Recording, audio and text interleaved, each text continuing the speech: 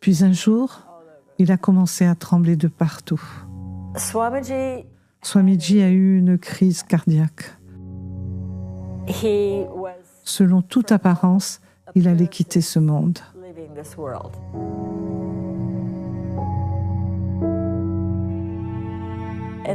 Et donc les dévots priaient avec ferveur toute la nuit à San Francisco, toute la nuit à New York. On priait à Krishna, s'il te plaît, ne l'emmène pas.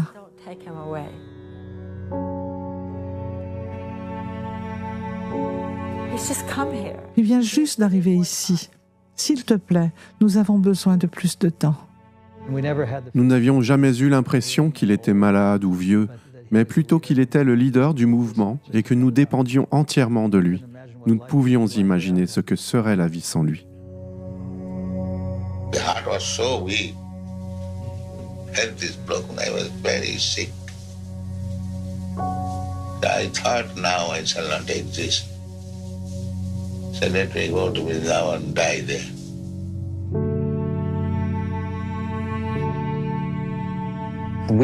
Nous étions vraiment désemparés, car nous pensions, s'il part en Inde, il va y rester.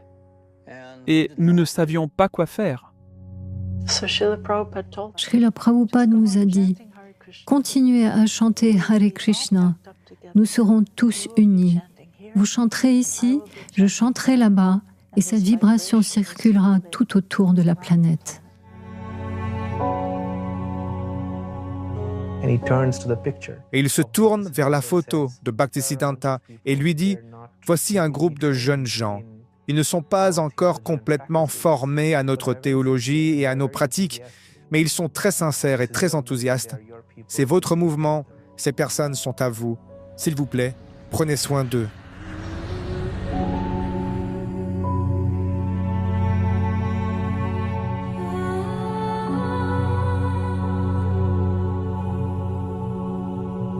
Nous étions perdus.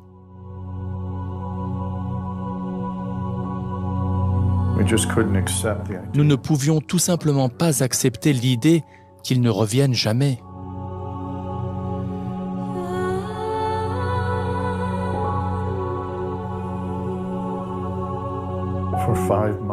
Pendant 5 mois, nous avons pleuré.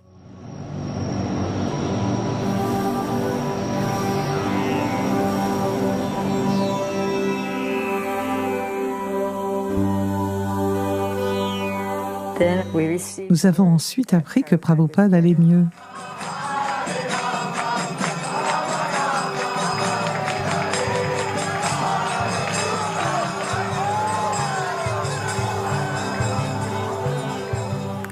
Nous l'avions récupéré.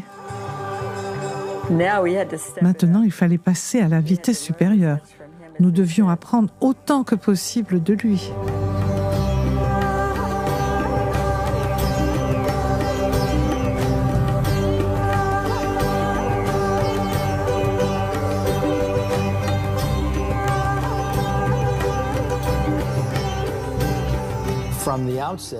Dès le début, notre intention était « faisons quelque chose de vraiment grand pour Prabhupada ».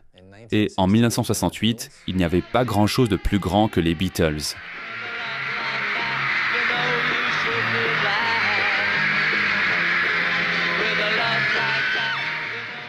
Nous avons appris que les Beatles avaient séjourné à Rishikesh, en Inde, où ils étudiaient auprès d'un gourou. Puis, le magazine Life a publié un grand reportage et leur nouvel album est sorti avec toutes ces chansons sur la philosophie orientale que nous aimions tant. J'ai donc eu cette idée. Aller à Londres, monter un centre pour Prabhupada et rencontrer ces Beatles. La première chose que nous avons réalisée en arrivant en Angleterre, c'est que pour nous démarquer, pour que les gens nous reconnaissent dans cette immense métropole, nous allions devoir nous raser la tête. Jusque-là, l'idée de raser mes cheveux bouclés me semblait atroce. Je ne voulais pas le faire. Nous ne voulions pas non plus nous envelopper dans des draps. Le jaune était notre couleur, notre première couleur. Nous pensions simplement que le jaune ressortirait bien à Londres. Nous nous sommes baptisés Radha Krishna Temple, le groupe de rock. Nous avons commencé à décrocher des engagements dans des concerts de rock.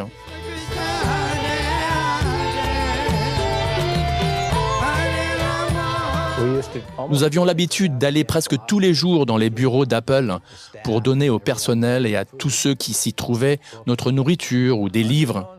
À notre insu, George Harrison avait mis la main sur le disque du Swami intitulé Krishna Consciousness. Il m'a dit plus tard qu'il l'écoutait presque tous les jours.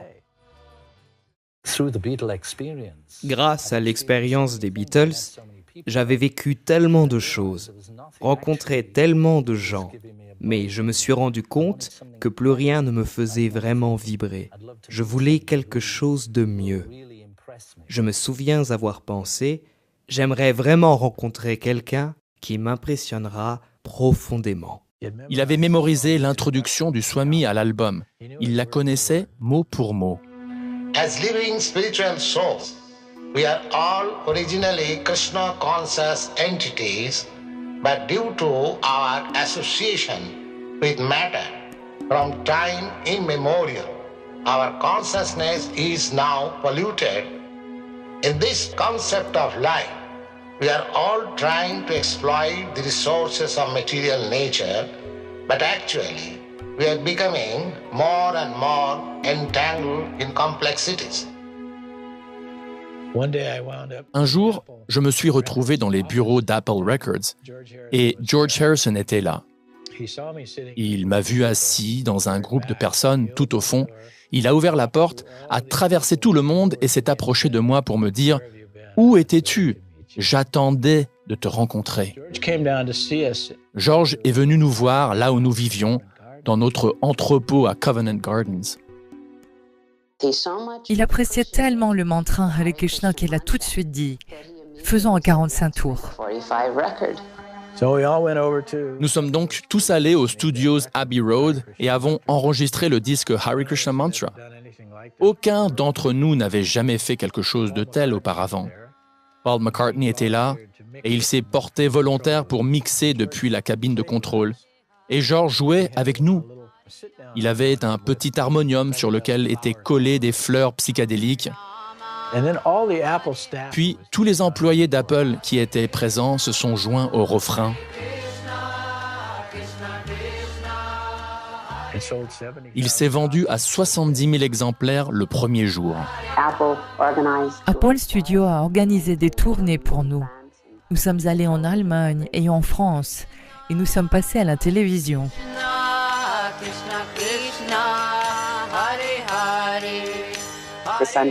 Le Sunday Times a fait un article sur nous. On l'a envoyé à Srila Prabhupada. Le titre, c'était « La conscience de Krishna surprend Londres ».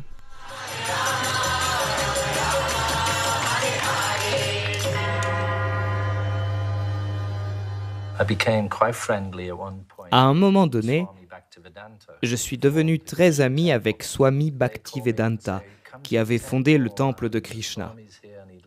Les dévots m'appelaient pour me dire « Viens au temple, le Swami est là, il aimerait beaucoup te voir ». Et moi, à l'époque, je traversais un cauchemar personnel et je me disais « Mais comment puis-je aller au temple dans cet état ?» Mais j'y allais quand même et je ressortais chaque fois en pensant « Oh, merci Seigneur ». Et à un moment donné, il m'a dit « Je veux faire des chansons pour Krishna ». Nous étions dans les coulisses d'Apple et il m'a dit « Voici une chanson ». Et il a joué « My Sweet Lord ».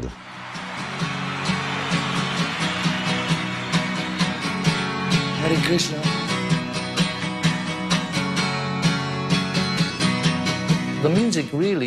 La musique a vraiment été la clé qui m'a ouvert la porte du yoga et des écritures védiques qui sont vraiment le fondement de tout. Elle a donné une sorte de colonne vertébrale à ma vie.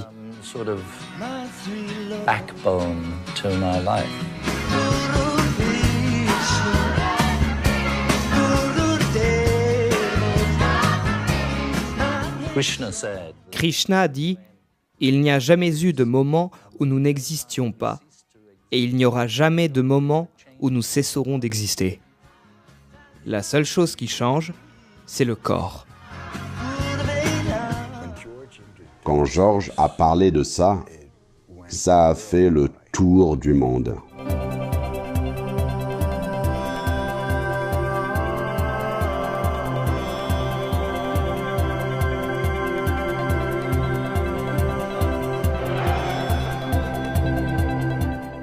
La vie était une aventure. Il m'appelait et me disait « Nous avons reçu des invitations pour Paris, Bombay, Sydney et une autre vient d'arriver de Nairobi. Où penses-tu que nous devrions aller ?» Je savais déjà qu'il fallait répondre l'endroit le plus fou. Je pense que nous devrions aller à Nairobi. C'est exactement ce que je pensais.